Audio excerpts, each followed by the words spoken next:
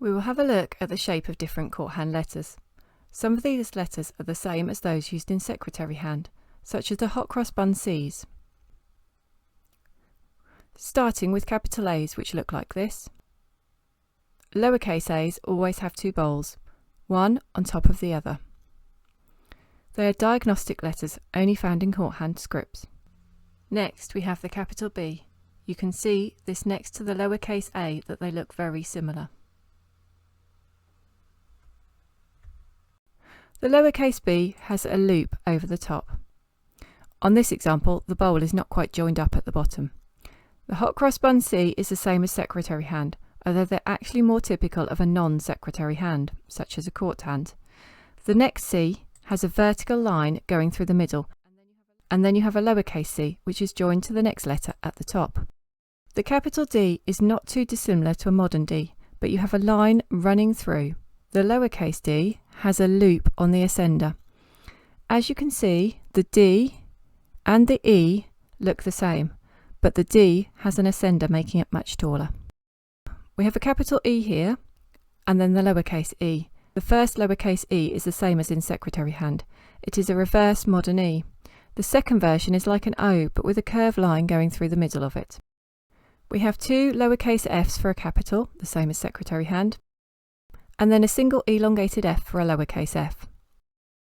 The capital G tends to have a vertical stroke running through the middle of it. This is how we tell it's a G. The lowercase g is a figure of 8 G. It is made up of two bowls.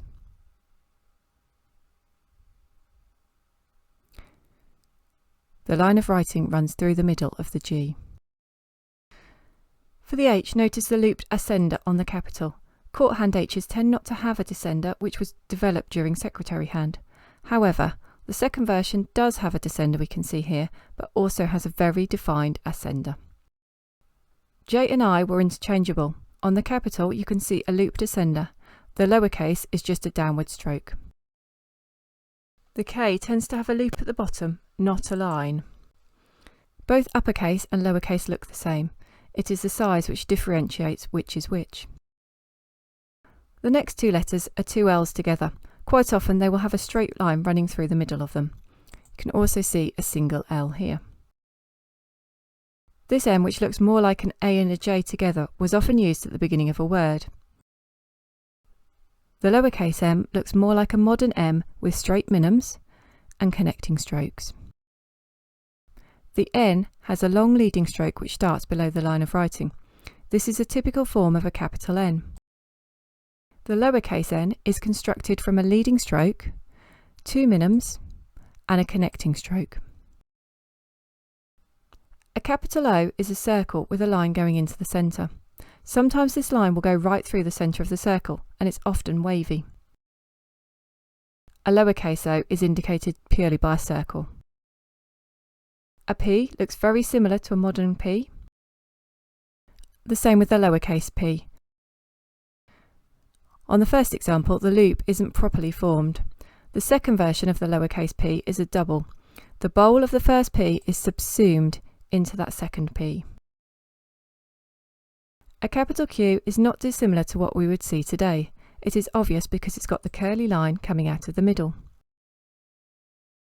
The lowercase q has actually got a curved descender. You can see the capital R has a long leading stroke up to it. The lowercase r is a diagnostic letter, only found in court hand. It is a long form which starts above the line of writing and runs below it. The S can be confused with a capital D. A lowercase s is diagnostic. We have an elongated S for a double S. These are found in the middle of the word. The second is fully formed, but the first may not be. The capital T is not as obvious as a secretary hand. It is similar to a hot cross bun C. A lowercase t is fairly obvious. There are three versions of a V or a U, which are interchangeable. The second version tends to be in the middle of a word and is often used as a U. The first and third are often used at the beginning or ending of words for letters we would think of as Vs. Note the leading stroke on the third example. If a letter looks a bit of a mess, it is usually a W. Take a look to see if you can see a V or a W and a loop before it. The lowercase w's are much simpler.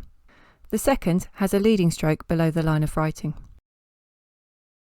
The X is fairly simple, with a loop where the writer kept his pen or paper on one side. Finally, a Y has that curving descender.